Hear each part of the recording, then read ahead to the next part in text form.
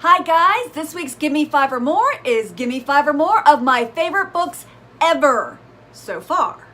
So let's just jump right into it. The first book I'm going to tell you about is Divergent. Now I'm sure you've probably heard about either the book or the movie or both. I love the book, not so much the movie. The movie was okay, but the book to me was incredible. It was the first dystopian type of book I ever read. And if you don't know what it's about, I'll just give you a little bit because I know so many of you are thinking, I've read that, I know what that's about. But basically, it's set in a Chicago dystopian world where when you come of age, you choose one of 5 factions to live in, and they become your family, kind of like your tribe. And each faction is based on how they think society's problems should be handled. So if you were to pick Candor, they think the best way to deal with society's problems is through truth. Even if it's something painfully truthful, that's how you should deal with it. And then we have Abnegation. Hopefully I'm saying that right. Abnegation, who they believe being selfless is the best way to deal with society's problems. Then we have Amity, where I always knew I would belong. And the Amity believe that we should try to be as peaceful as we can, and that will solve society's problems. Then we have the Erudite, who believe knowledge is the best way to solve society's problems. And of course, last but not least, we have Dauntless, who believe being fearless is the best way to solve all the problems. And we have our main character, Trish, who we see her coming of age and going through the ceremony and seeing her pick her faction and what happens with that and why she's divergent, because maybe some people don't just fall in one faction. It's definitely one of my favorites that has stuck with me. Next book I want to tell you about is actually kind of an old book. I want to say it came out in the 80s, maybe the 90s, but I'm thinking more of the 80s. And it's called Lightning by Dean Koontz. And this book, oh my gosh, this book literally made the hair on my arms stand on end. It's about a woman named Laura Shane, and on the night of her birth, some mysterious stranger stops an intoxicated doctor from going to the hospital to deliver her, so she gets delivered by a sober doctor, which is what we all want, right? But then during her life, during her childhood, whenever dangerous events, she's, about to be a part of dangerous events, this mysterious stranger seems to show up and save her. And as the reader, you're trying to figure out, who is this person? Are they time traveling? Where did they come from? What was really going on was just so shocking. I remember just putting the book down and having goosebumps and being like, whoa!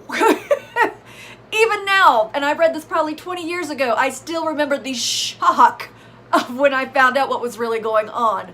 So if you haven't heard of it or you haven't read it, I really recommend you reading it, and I would love to hear back and you tell me if you were not completely floored by the way it turned out. This next book is called Rewinder. It's by Brett Battles. It's about a young man who is recruited to work at the Upjohn Institute, who they do have time traveling abilities, but all they really want is for him to be a rewinder. And what a rewinder does is they confirm personal histories. So I guess if somebody wants to see if they truly were related to somebody, or maybe there's a famous story in their family history they just want to get verified, all rewinders do is go back in time and observe and document, yes, this did happen, or no, you're not related to George Washington, I'm sorry. But we're dealing with time travel, and when time travel happens, things can turn out very bad, or they could turn out really good. But I'm not going to tell you if they turned out really bad or really good, because this book is one of my favorite books of all time, and you need to check it out and read it, and then come back and tell me what you thought. All right, this next book I know you've heard of because it's also been made into a movie. Most of my favorite books have been made into a movie because I guess most of my favorite books are a lot of people's favorite books, but the next one is Angels and Demons by Dan Brown.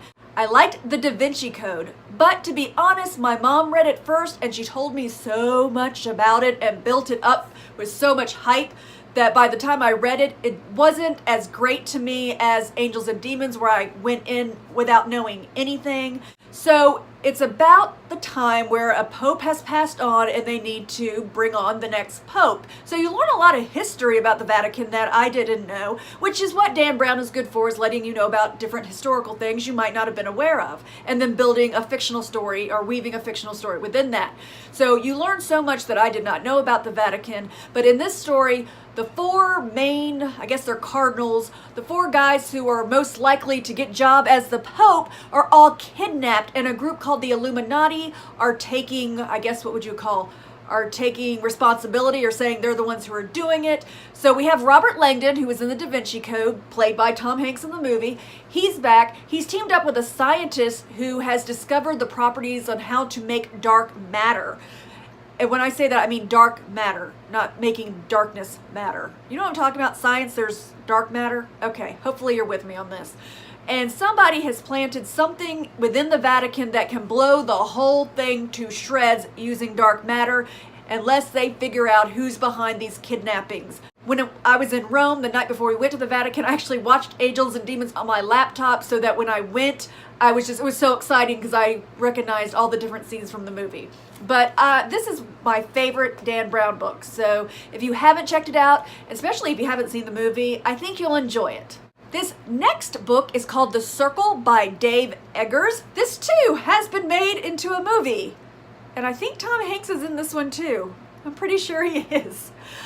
But anyway, this was such an interesting book to me because I actually read it for a book club. If you haven't seen the movie and you haven't read the book and you really don't know what it's about a woman who goes and works for a company that's kind of a social media company. And it really begs the question, how far should we take social media? How transparent should we be? I mean, we have Facebook now where we post pictures of what we ate for dinner. I've been out of high school for how long? But goodness gracious, I can tell you about most of my high school classmates because I'm Facebook friends with them. I see their vacation pictures. I see their kids' school pictures, things like that. How transparent do we really need to be? Where is that line of still needing privacy? And that's what this book really tries to kind of search and makes you ask those questions. And it's a great book to read and then have a discussion about. Oh my goodness, I just realized that this book has also been made into a movie. If you have not seen the movie The Giver, this is a great book to pick up. It's actually quite a short book. You can get through it in one sitting. It's really quite short, but it's really quite deep in what it talks about. And it's about, once again, we're talking about a future society that's trying to be the perfect society. The main character, Jonas, gets chosen to be the receiver. Now, the receiver is the only one in this utopian society that gets to really know what human life was before we made everything perfect. And he gets to see all the bad things like war and pain and death. But at the same time, he starts to see, well, if you throw away all the bad things, aren't you throwing away a lot of the good things as well? This is a very deep book for being a very short book. And I did think they did a good job with the movie. But once again, read the book if you can, and then see the movie.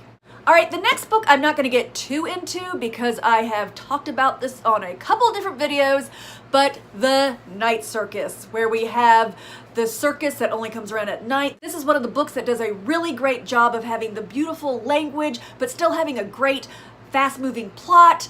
I loved it, loved it, loved it. I really want to get a copy of it because that is a book that I will reread. I wish they would make it into a movie if they pick somebody who's going to make it into a great movie. All right, the last two books that I'm telling you about are going to be childhood books. These are books that either are from my childhood or something that I read as a teacher, and these two books are my two favorite children's picture books. And you've probably heard of both of, well, you've probably heard of one of them. I don't know if you've heard of the last one. So we have The Giving Tree. If you're not familiar with The Giving Tree and you have children in your life, this is definitely a book you want to read to them. It's basically about a boy and a tree. And it goes through the boy's entire lifetime. And it talks about he would gather leaves and he could climb the tree and blah, blah, blah. It goes through this this guy's entire life. And even at the very end, the tree is there for him as a stump, as a very, very old man to sit on. This is a beautiful story talking about the cycle of life, how we're all children, how we grow up, and we eventually, hopefully, become elderly people. I mean, that's the goal. We all hope that we live to be into our 80s and 90s and maybe even 100, right? Wonderful book. I'm sure you've heard of it. If you haven't and you have children, please check this one out. And the last book I'm going to talk about is also a children's book.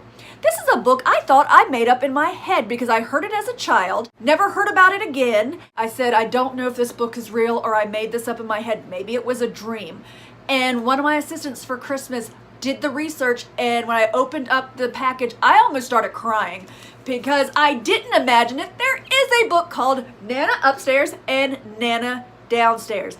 I'm telling you, if you have children, you need to read them this story. Not only is it a beautiful story, it's very similar to The Giving Tree where it talks about the cycle of life, but this book deals directly with how kids can deal with death and deal with grief.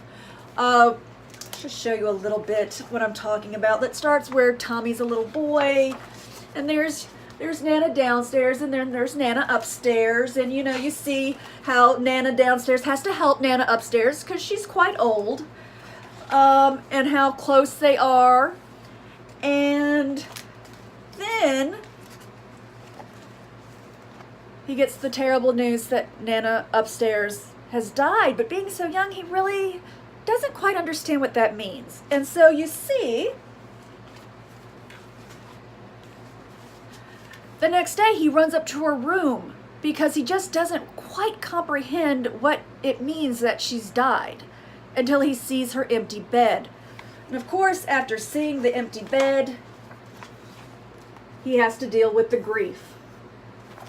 And then he also sees a shooting star that night. So I'm going to try not to cry. I actually never read this book to children. I have my assistants read this book because when I actually read it all the way through, I start boo-hooing. So hopefully I can tell you enough about this story without crying in front of you.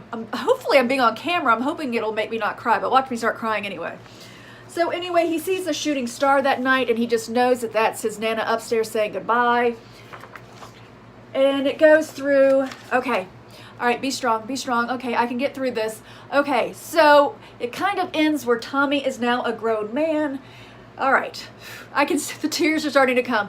And obviously, we have Nana downstairs has become Nana upstairs, and Nana upstairs passes away. And as a grown man, he once again sees the falling star. So I'm going to stop there because as you can see, I'm tearing up that this book really gets to be that bad. I love to bring this in for children. I think it's a wonderful book, because it does talk about death and how it's okay to grieve. And even listening to someone else read the book, I'm over in the corner like... So, I don't know if any of you guys have a childhood book that affects you that way. I know there's another story, I didn't think about it till now, but when I was little, we used to have books that had the little records that went with the books, and The Fox and the Hound. I cannot listen to the music from The Fox and the Hound. It will make me start crying because that's a beautiful story about a wolf, I believe, a fox and a dog that become friends and blah, blah, blah. Is there a story from your childhood that it's very hard for you to talk about or even read because it just makes you an emotional, blubbering mess? So that was the Gimme 5 or More for this week. And I have, let me see, I already did my February wrap up. So I guess the next video will be the next big book haul I've been talking about. So that should be in a couple days. Thanks for watching, and I will see you guys later. Bye-bye.